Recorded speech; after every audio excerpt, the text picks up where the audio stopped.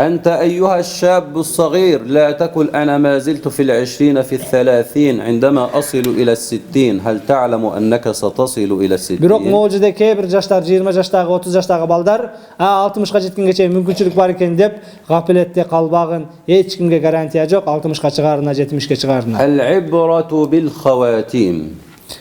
Аллах Тааланын астында кабыл боло турган, эске алына турган жагдай бул акыркы абалың кандай? Өлүм келгенде кайсыл жактасың? Жакшы жактасыңбы, жаман жактасыңбы? والنبي صلى الله عليه وسلم يبشر الشاب الطائع هذا الذي اجتهد وعصى شهواته وصار على طريق الطاعة بقوله 7 يظلهم الله في ظله يوم لا ظل إلا ظله شاب نشأ في عبادة الله. Пайгамбар саллаллаху алейхи ва саллям жаштар тууралуу, жаштыгынан ибадатка кызыккан, жаштыгынан мечит толтурган. Кудайыма шүгүр, бүгүн биздин жаштардын басымдуу бөлүгү мына ушул хадистин астына кирет. Анткени мечиттерде 70%дан ашыгы жаштар, күчү барлар, ишке жарагандар.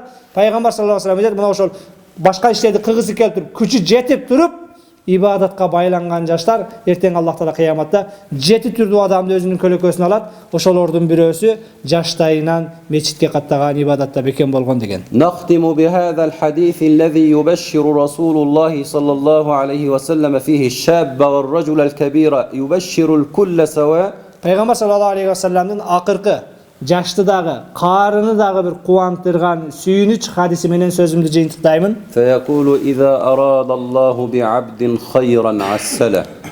Пайгамбар саллаллаху алейхи ва саллям айтат, эгер Аллах Таала бир пендесин сүйө турган болсо, жакшы көрө турган болсо, анын абалын оңдоп коёт, хидаятка багыштап коёт, мечитке каттатып коёт. قالوا وكيف يعسله يا رسول الله؟ Аллахым, кантип Аллах оңдоп коёт деп сахабалар сурашты. قال يوفقه لعمل صالح ثم يقبضه عليه. Жакшы амалдарга мүмкүнчүлүк берип, мына ошол жолдо жанын алат дейт. Иншалла Аллах Таала сиздерди бейишке, мына мечит жолуна салып, ушул жолдо жаныбыз ала турган болсо, Кудай сүйгөндөрдүн катарына кирет.